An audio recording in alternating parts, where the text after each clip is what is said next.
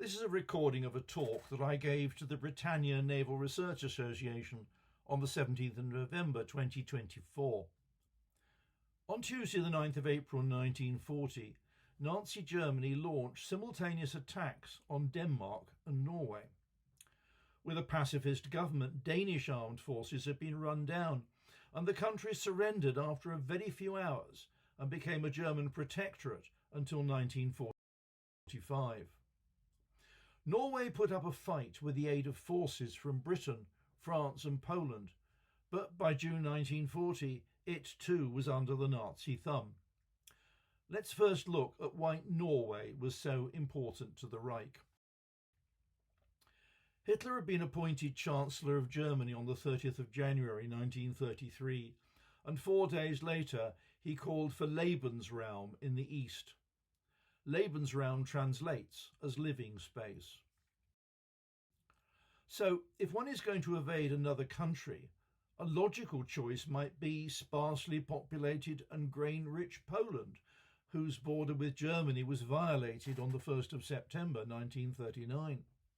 Not so Norway, beautiful, mountainous and physically detached from Germany, but it had access to a vital commodity to support the Reich's war effort: iron ore. For Germany to fight a war, it was going to require a variety of raw materials to feed a massive armaments building program. In 1938, Germany required 22 million tons to feed its blast furnaces. Some it sourced itself, and from Austria, which Hitler annexed in 1938. This is the Iron Mountain. However, Germany's internal sources were far from adequate, and it purchased in the region of 10 million tons per annum from Sweden before and during the war. The Swedish iron ore mines are situated in the north of the country, and between mid-May and mid-December, the ore was taken by rail to Luleå for shipping down the Gulf of Bothnia to Germany's Baltic coast. However, the Gulf freezes in winter, so instead some went by rail to Oxelösund, south of Stockholm, but most of the ore was moved west by rail to the port of Narvik in neutral Norway. Norway's western coast is washed by the mild waters of the Gulf Stream, rendering the port ice-free all year round. You will be aware that much of Norway's coast has channels, known as the inner leads, where ships can navigate without having to go out into the open sea. Ships using the leads could then move to Germany with little threat from blockade by the Royal Navy. Looking at the southern tip of Norway, you can see how ships carrying ore can hug the coast and then head into the Baltic. To safeguard this route, Germany needed to occupy Denmark and Norway. A fortnight into his appointment as First Lord of the Admiralty, Churchill briefed the cabinet about the importance of stopping the Norwegian transportation of Swedish iron ore. He referred, incorrectly, to a World War I operation to mine Norwegian territorial waters and close off the North Sea mine barrage. He drafted a paper for the cabinet about Norway and Sweden, and it included chartering Norwegian tonnage to deny it to Germany, German supplies of iron ore from Narvik, British relations with Sweden. A few days later he presented it to the cabinet, but was unable to obtain their assent to his recommendations. On 2 occasions, less than a week after Churchill had been unable to obtain cabinet assent, Admiral Erich Raeder, head of the German Navy, drew Hitler's attention to the advantages of possessing bases in Norway. In particular, he desired a massive base in Trondheim. It was at his instance that definite invasion plans were put forward some months later. In December, Admiral Raeder introduced the leader of Norway's small fascist National Union Party to Hitler to reinforce his ideas. Quisling was on a tour of Danish and German cities to drum up support for his insignificant party. His name has since entered the English language as a byword for collaboration and treachery. Clearly, Hitler was convinced, and on the same day he gave orders for planning the invasion, which was to take place on the 20th of March 1940. Hinsley, the official historian of British intelligence in World War II, suggests that part of Hitler's motivation was driven by a rumour that Britain was contemplating the occupation of Norway. Hitler also ordered planning for the invasion of the Low Countries and France to commence at the same time. On the 22nd of December, Churchill presented a memorandum that he'd written to the cabinet. The gist was about denying iron ore shipments to Germany and buying it ourselves. He was also recommending the selective mining of some of the inner leads, thereby forcing ships carrying iron ore from Narvik out into the Norwegian Sea to be sunk if German flagged, or at least blockaded if neutral flagged. He was unable to obtain cabinet support, and I've seen a suggestion from one notable historian that the chiefs of staff talked the government out of the idea. In London, I think it's fair to say that the cabinet found creating a clear policy about Norway to be difficult. From December to March, separate intelligence staffs in London received, mainly from MI6 and diplomatic sources, reports of amphibious exercises in the Western Baltic, and of the assembly there of paratroops, transport aircraft and ships fitted to carry troops and tanks. Several reports were received that the Nazis intended early action against Denmark and Norway. The government had been considering plans to send an expeditionary force to Narvik as far as the Swedish border. The idea grew, and there was a suggestion that Britain should occupy Trondheim, Bergen and Stavanger as well. The expeditionary force would require 100,000 men. The lesser prospect of cutting off the iron ore route had faded away. Churchill was in despair. By February, the German section of military intelligence had considered the possibility of a threat to Scandinavia and conceded that seizure of naval bases in Norway could bring strategic advantages to Germany. Their assessment was that Germany would require 25 to 30 divisions for an invasion of Scandinavia, but they could only trace 6 in northwest Germany. It concluded that military preparations noted in the Baltic might well have some other purpose. It still held that view as late as the 3rd of April. On the 1st of March, Hitler signed a directive ordering the occupation of Denmark and Norway to be completed by the 20th of March. This was now being referred to as Weser exercise. His military advisers proposed a laborious advance by land, but Hitler ruled this out as too slow, fearing British sea power. He insisted on a seaborne attack, supplemented by the dropping of parachute troops. Hitler decided that the operation should be completed before the invasion of France and authorised speeding up of preparation so that from the 10th of March the invasion could be launched at 4 days' notice. Warnings did not fail to reach London, but the Germans still achieved complete surprise, which accounted for the rapid success. The climate of opinion in Whitehall at the time, from Churchill down, was that a German expeditionary force could not reach the west coast of Norway in face of Britain's naval supremacy. Whitehall's attention was focused on the initiative to mine the leads, etc., to disrupt the supply of iron ore. But they had strong preconceptions that Germany might, in reply to mining, attempt a limited operation against British forces off southern Norway.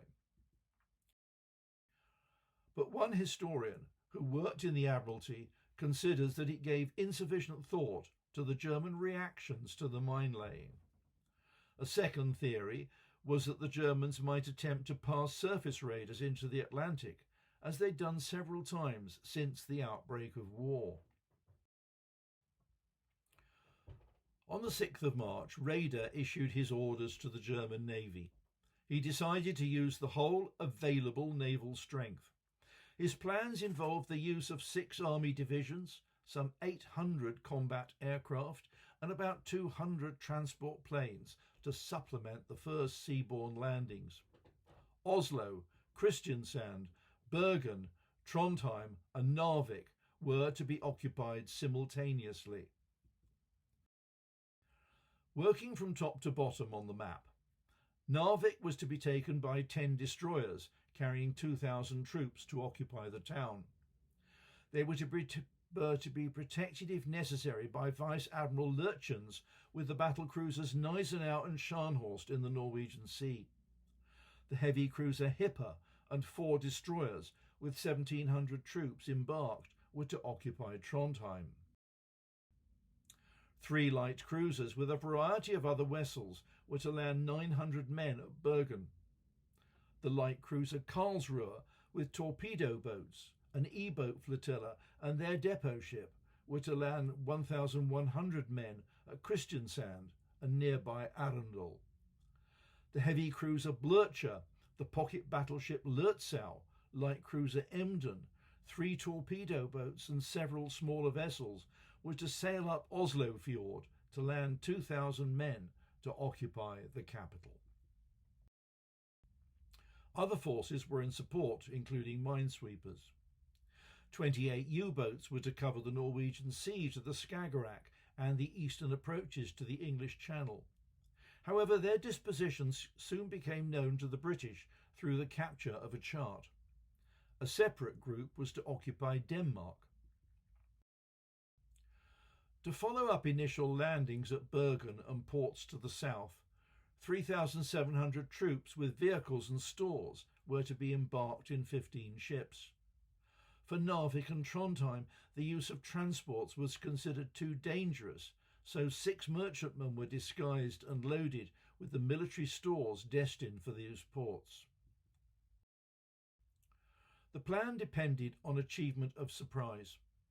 Later, Raeder warned Hitler that the operation was contrary to all principles in the theory of naval warfare. However, he confirmed that it would work given complete surprise. On the 18th of March, Hitler held a military conference, and the date of the invasion of Norway was provisionally fixed as the 9th of April. On the 20th of February, General von Falkenhorst had been appointed to lead the invasion. Exactly a month later, he reported to Hitler that his side of the operation plan was ready. At the end of March, the situation in London could only be described as confused. Reports were coming in thick and fast of troops being concentrated and, together with tanks, being embarked in troop ships at German Baltic and North Sea ports. Aircraft were being concentrated nearby. Danish-speaking Germans were being called up, and German army leave was being stopped. For the first time, the Luftwaffe bombed Hatston in the Orkneys, which was the nearest air base to Bergen and Trondheim.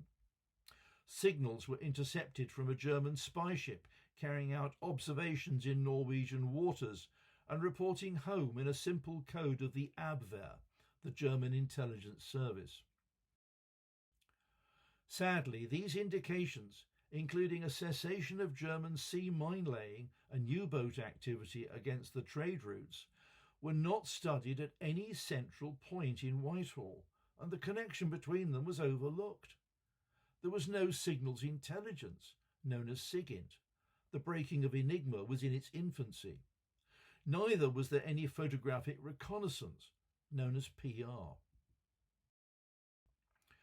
With neither available, the Foreign Office and 3 service intelligence branches individually assessed each of the reports it received and pronounced them inconclusive. The Joint Intelligence Centre could not help because the procedure for the individual departments to keep it regularly informed were no longer being observed. Sadly, my source fails to explain why. For a week at the beginning of April, the lead up to the invasion of Narvik, supposedly empty German warships were breaking Norwegian neutrality. They were returning to Narvik using the corridor sanctioned by Norway's neutrality, but were filled with supplies and ammunition. Only on the 3rd of April did military intelligence cease believing that military preparations in the Baltic might well have some other purpose. In the light of this, the Chiefs of Staff finally formulated the plans approved by the Cabinet for early British action in Norway. The Cabinet implemented the resolve of the British War Council, and the Admiralty was authorised to mine the Norwegian leads on the 8th of April. Churchill named it Operation Wilfred. As the mining might prove a German retort, it was also agreed that a British brigade and a French contingent should be sent to Narvik to clear the port and advance to the Swedish frontier. Other forces were to be sent to Stavanger, Bergen and Trondheim to deny these bases to the enemy. Events were now moving quickly. A German sortie, believed to be a one-off PR flight, had been made over the west coast of Norway on the 4th of April. The Admiralty reported it on the 6th of April. The reason for the delay is not recorded. Also on the 4th, a report from Copenhagen sent a warning of air attack. Reports were received on the 5th of April that the Great and Little Belts were now ice-free, allowing ships from German Baltic ports to use these passages. On the same day, Operation Wilfred, the mining of Norwegian waters, was postponed by the Admiralty to the 8th of April. Remember that mining another country's territorial waters is a hostile act, regardless of motive. The plan was to mine the areas marked in yellow, but to have a feint in the area marked red to confuse the enemy. Also on the 5th of April, Admiral Forbes, Commander-in-Chief Home Fleet, received a report that all 4 Norwegian coastal defence ships were believed to be at Narvik. Therefore, they were a threat to the mine layers of Operation Wilfred. He sent the battlecruiser Renown with 4 destroyers north to protect our mine layers.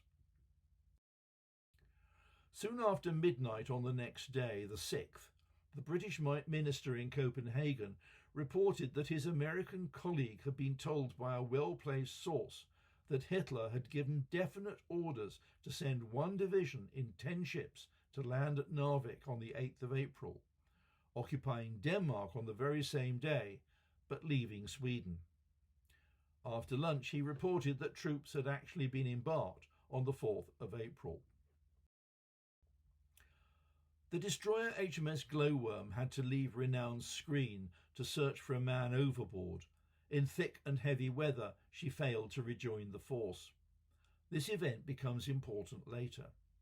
Meanwhile, a number of disjointed reports started arriving at the Admiralty. Captain Henry Denham, our naval attaché in Copenhagen, heard of increased German minesweeping activity in the Great Belt, the central passage through Denmark, so went to the beach to look. He observed the brand new heavy cruiser Blücher and other ships passing by.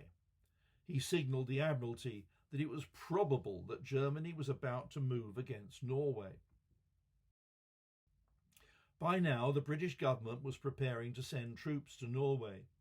Those to occupy Stavanger and Bergen were being embarked in 4 cruisers at Rosyth. In the Clyde, troops destined for Trondheim and Narvik were being embarked in transports to be escorted by a cruiser and destroyer flotilla. However, none of these were to sail until the Admiralty had received clear evidence that the enemy intended to violate Norwegian integrity. 16 submarines were sent to patrol all possible approach points to Norway. Many other large warships, including cruisers and destroyers, were near Rosyth or in the North Sea. At Scapa Flow, the fleet's wartime base, it was the home fleet under Admiral Forbes in his flagship, the battleship Rodney. Additionally, his force comprised the battleship Valiant, the battlecruiser Repulse, the cruisers Sheffield and Penelope, and 10 destroyers. Despite having a mass of assets to employ against Nazi aggression, the intelligence picture in Whitehall was decidedly foggy. At 13:25 on the 7th, part of a Bomber Command striking force found and attacked an enemy naval squadron. They later reported it as composed possibly of 1 battlecruiser, 2 cruisers and 10 destroyers, which were sighted off the entrance to the Skagerrak, steering northwest. No hits were obtained. A report was sent, but was not received by any station. The Admiralty gave substantially correct information about German intentions, the Copenhagen messages, but the Director of Naval Intelligence ended with the unfortunate conclusion, all these reports are of doubtful value and may well be only a further move in the war of nerves. He was unaware that Bomber Command aircraft on leafleting raids had observed intense activity in northwestern German ports and on roads leading to them. Our military attaché in Copenhagen had estimated German strength in the area was now 12 divisions. Scharnhorst and Gneisenau had been seen in Wilhelmshaven, and exceptional naval wireless activity had been noted. However, this could be interpreted as the ships being prepared to pass into the Atlantic. Just now, I mentioned that a German force had been attacked by aircraft. A further signal, delayed by air-to-ground communications failure, said that the force was a Scharnhorst class and 10 destroyers. In early afternoon, Bomber Command reported that the force was a battle cruiser, 2 cruisers and 10 destroyers. That report was passed to Admiral Forbes at Scapa Flow, and at 20:15 the core of the home fleet sailed and headed northeast. He sailed in the flagship, the battleship Rodney, with Valiant, an older but modernised battleship, the battlecruiser Repulse, 2 cruisers and 10 destroyers. Forbes' course would intercept ships attempting to break out into the Atlantic, but left the central North Sea uncovered. The official historian Roskill, writing in 1954, was critical of the Admiralty's handling of the situation and believes that the home fleet could have been in a more favourable position. Command and control of Royal Navy ships was fragmented and, despite the invention of wireless, was arguably little changed from the days of sail. There were 2 main fleets, each with an admiral in command. His flag is a George Cross. A fleet had many components, for example a battle cruiser squadron, cruiser squadrons, destroyer flotillas and submarines.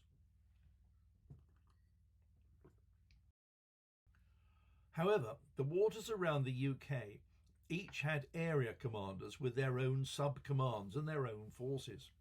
So Forbes was proceeding through the area of the Orkneys and Shetlands Command, but operating independently of the area commander. Matters were further confused by the vagaries of wireless. A commander at sea could receive messages from shore.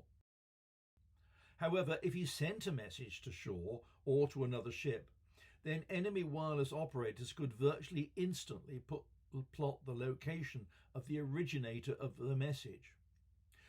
This meant that commanders rarely reported into shore unless in extremis, or where they were in contact with the enemy who would know where they were anyway.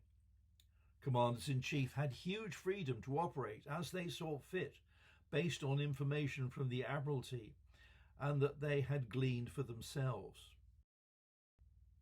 In turn, the First Sea Lord in the Admiralty often resisted the urge to backseat drive the Commanders-in-Chief.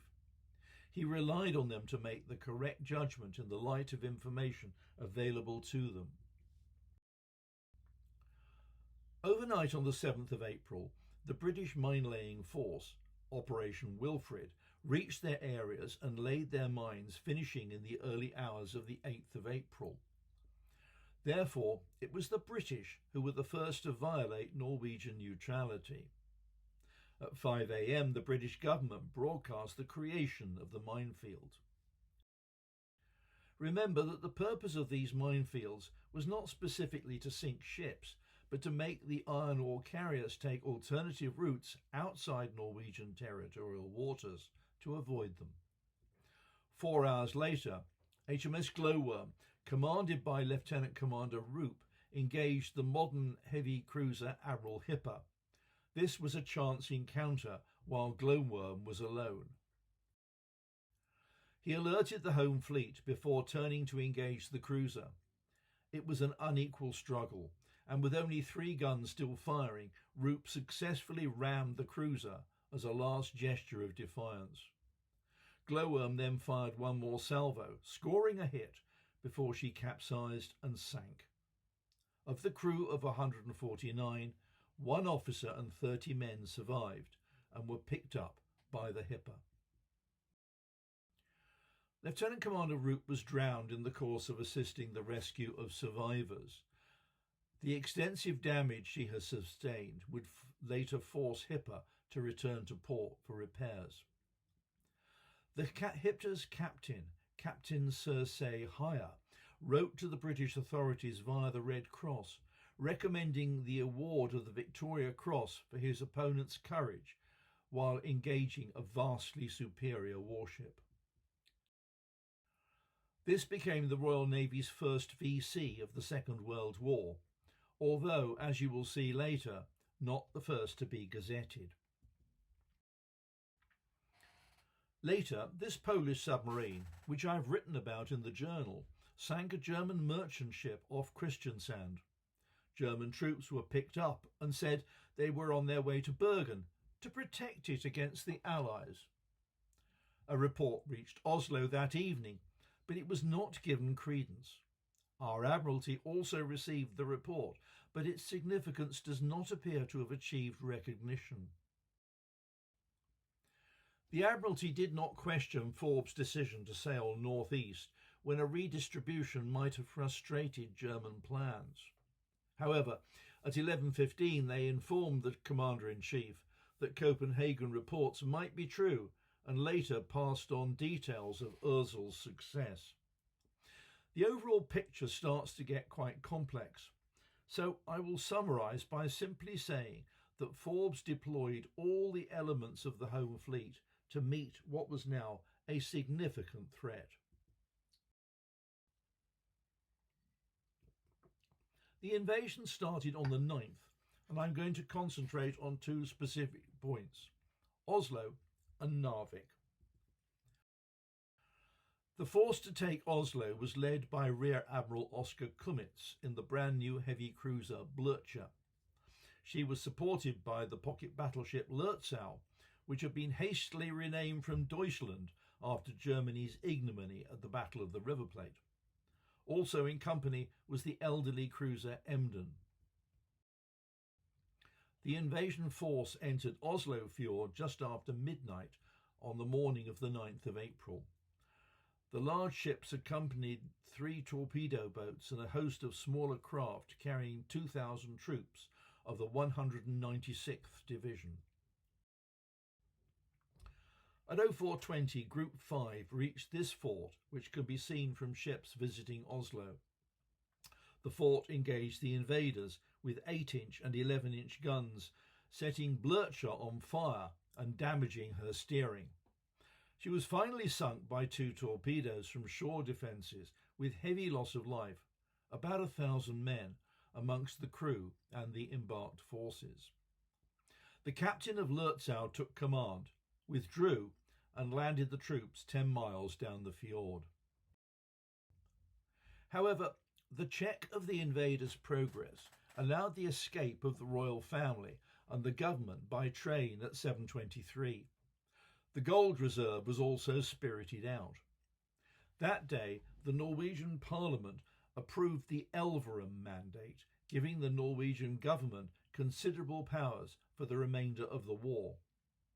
Elverum is a town in Hedmark, about 100 miles north-northeast of Oslo. The sunken Blücher took with her the senior officers of the German administrative staff and detachments of the Gestapo.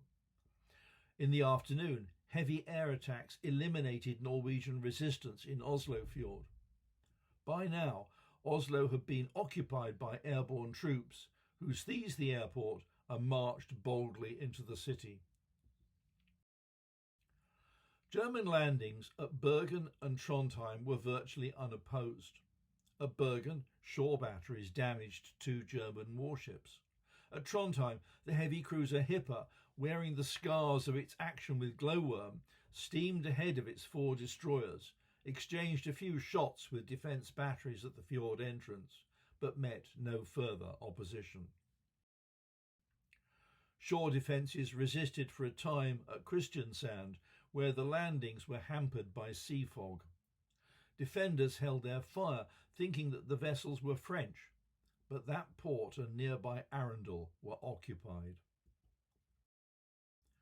However, the other invasion point that many people instinctively associate with the invasion is Narvik.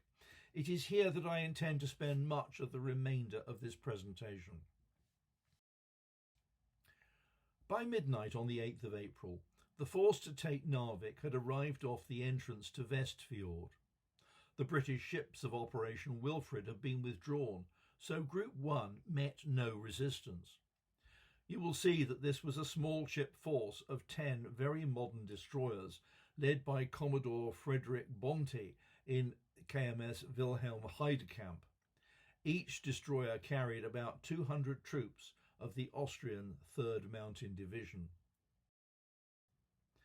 Deep cover in the Norwegian Sea was provided by the battle cruisers Scharnhorst and Gneisenau.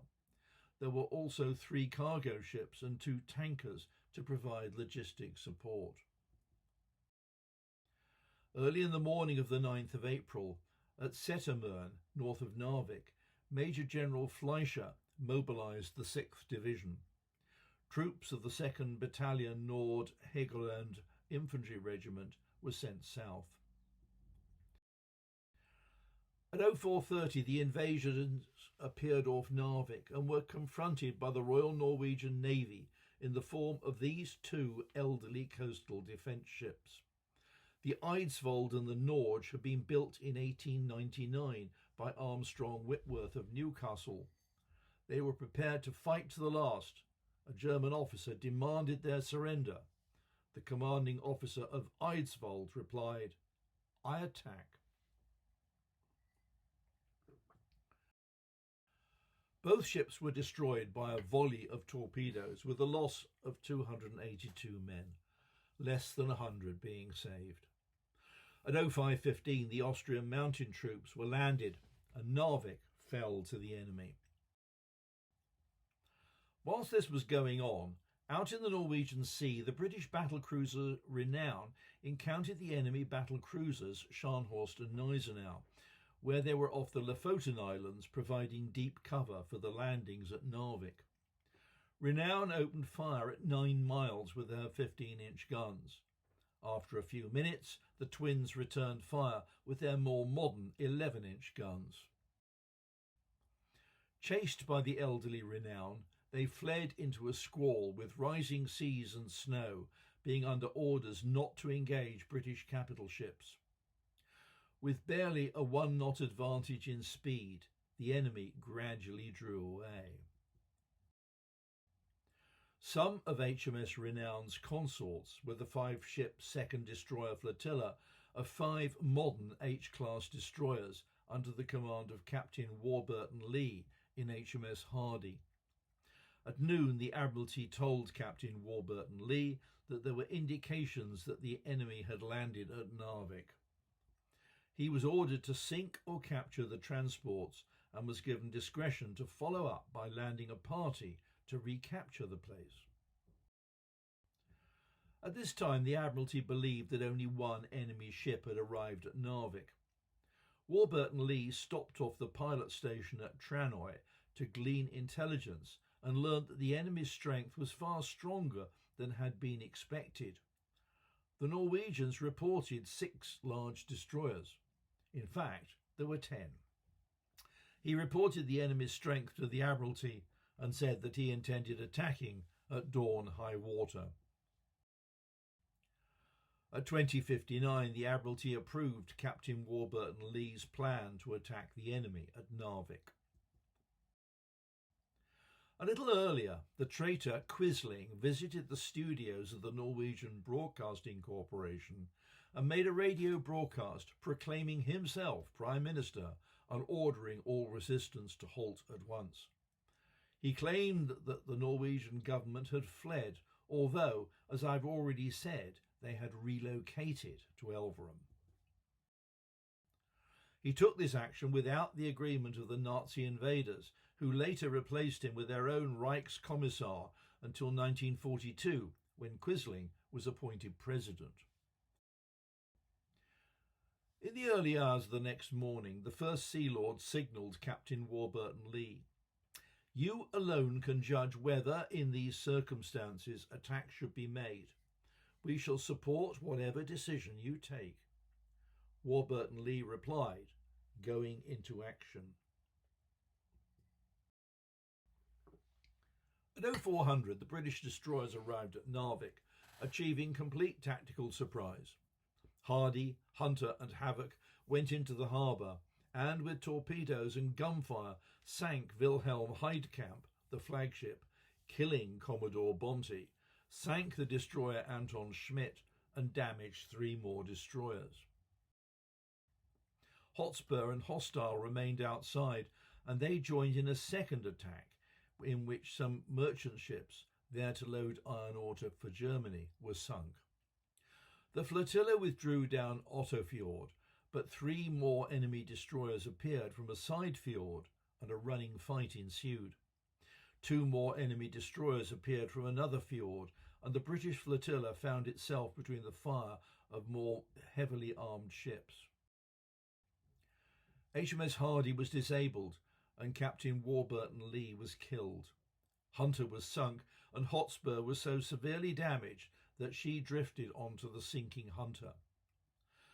Hostile and Havoc were ahead but now returned to assist the others.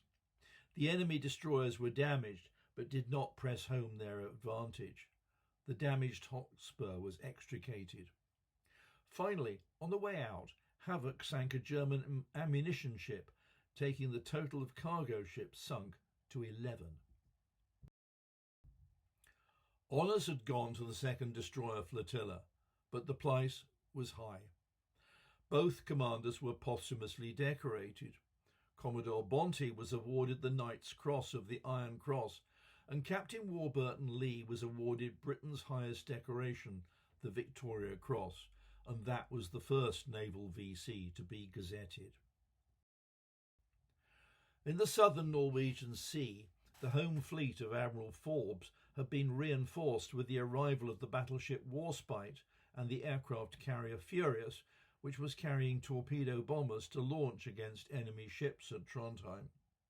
Instead, Forbes was now ordered to ignore landings at Bergen and Trondheim and to concentrate on retaking Narvik, for which purpose an expeditionary force was being prepared. Also on the 10th, the Admiralty appointed Admiral of the Fleet Lord Cork and Orrery to be Flag Officer Narvik. He remained in the UK for another 2 days, when he left Rosyth in the cruiser Aurora.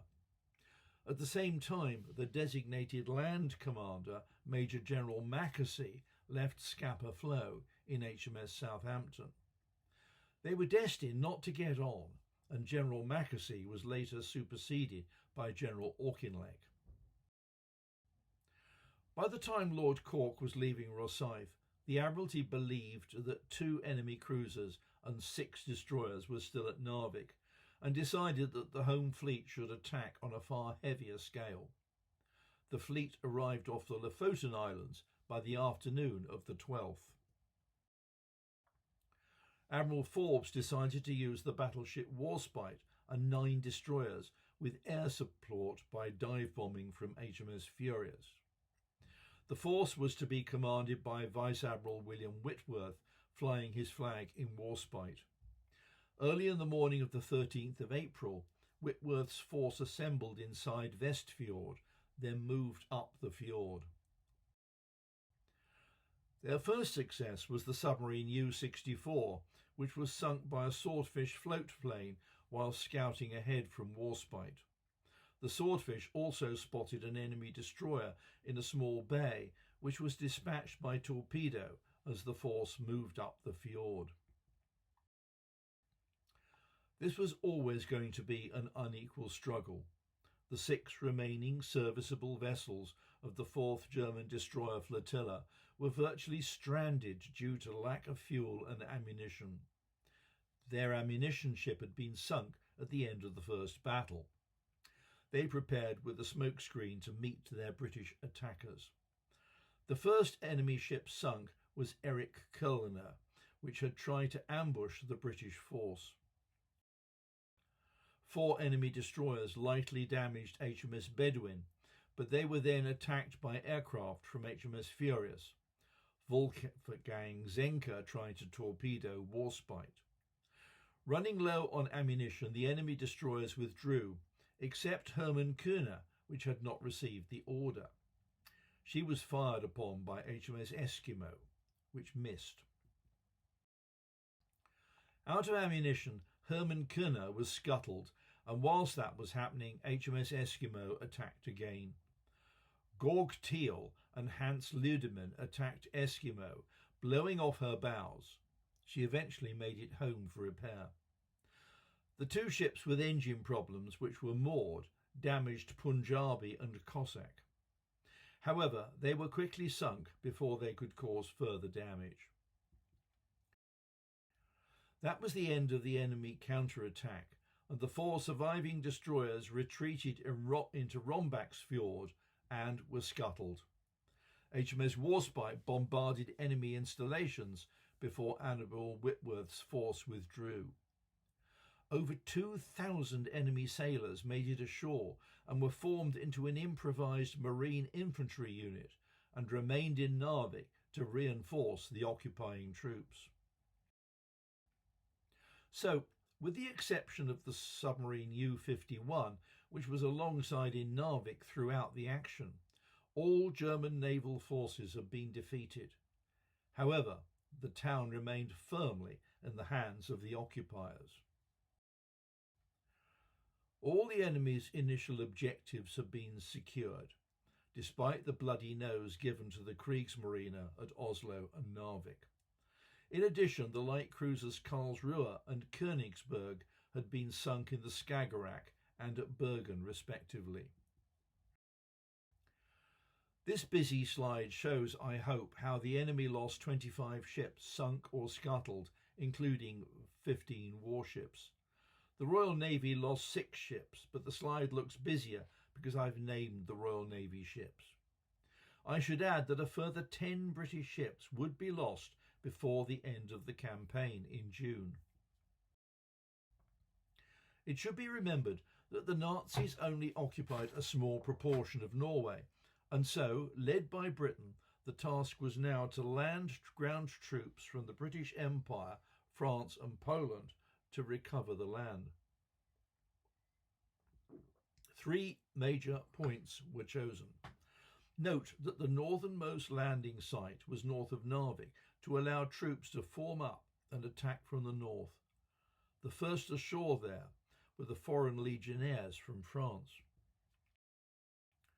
Meanwhile, the Nazi invaders were gradually forging north deeper into the country, sometimes by air, to tighten their grip. They were also launching bombing and strafing attacks on the Allied forces. I mustn't overlook the contribution of the Norwegian army.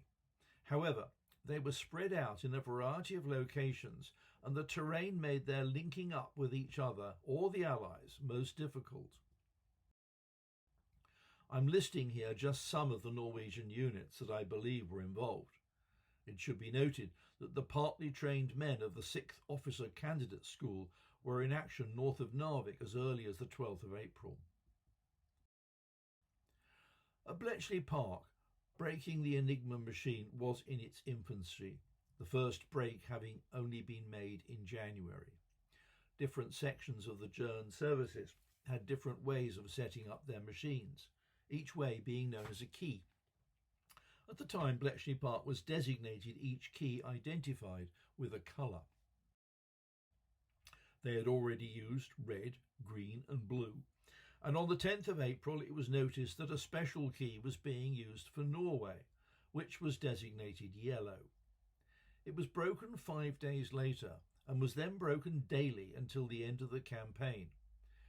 However, the official historian noted, breaking of Norwegian Enigma came as a complete surprise, and neither Bletchley Park nor Whitehall were equipped to handle the decrypts efficiently.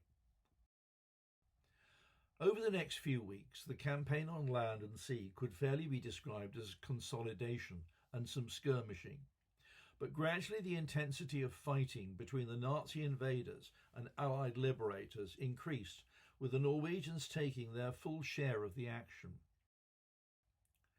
On the 24th of April, HMS Warspite and 3 cruisers bombarded Narvik in the vain hope that the Nazi garrison would surrender. By now, the war appeared to be about to break out in other theatres, and bombardment over, HMS Warspite was sent to the Mediterranean to bolster the fleet there. 4 days later, the British cabinet decided to abandon the Norwegian campaign and gave orders to commence the evacuation. However, the biggest part of unfinished business was Narvik, where the iron ore port was in German hands and in full working order. It needed to be destroyed. Over the next few days, troops south of Narvik were gradually evacuated. On the 10th of May, Prime Minister Chamberlain resigned and was succeeded by Churchill, who appointed a coalition government. Also that day, the Nazis commenced their blitzkrieg invasion of the Netherlands, Belgium and France. On the 28th of May, under the tactical command of the Norwegian Major General Fleischer, a combined force of Norwegians, French, Poles and British, with gunfire support from the Royal Navy, recaptured Narvik from the Nazi invaders. By 2200 the town was in Allied hands, and the advance was progressing eastwards along the railway. Demolition work was at once carried out on the already damaged iron ore quays, the electric power supply and the railway. The British Cabinet's final and strictly limited objective was thus accomplished. Those who died achieving that objective lie at rest here in Narvik. There are also graves nearby for Norwegian, French, Polish and German servicemen. But 24,500 Allied troops were present in the Narvik area and now needed to be evacuated. By the 8th of June, the Allied troops had been embarked in 4 convoys of troopships. Of the Norwegians, a number were evacuated to Britain and formed a brigade based in Dumfries. They also served in Iceland, Jan Mayen, Svalbard, and at the other end of the earth in South Georgia. Some fought in Finnmark under nominally Russian command. Most were disarmed by the invaders and returned to civilian life. Many fought on bravely with the resistance. Norwegian squadrons flew with the RAF, and Norwegian ships operated under Royal Naval Command. The Norwegian government were exiled to the UK. On the 7th of June 1940, His Majesty King Haakon of Norway, the Crown Prince, and 461 politicians, diplomats, British and Norwegian military personnel sailed from Tromsø for the Clyde in HMS Devonshire. On the 7th of June 1945, he returned to Oslo to a rapturous welcome. As for the traitor Quisling, on the 9th of May he turned himself in, and in August was tried as part of a legal purge. Found guilty, he was executed by firing squad at Icarus Fortress in Oslo on the 24th of October 1945. For every year since 1947, there has been tangible gratitude from the people of Norway for Britain's help in World War II. It is, of course, in the form of the Trafalgar Square Christmas tree, a gift from the people of Norway. And here is a little bit of extra reading if anybody would like to follow up on my talk. Thank you for watching.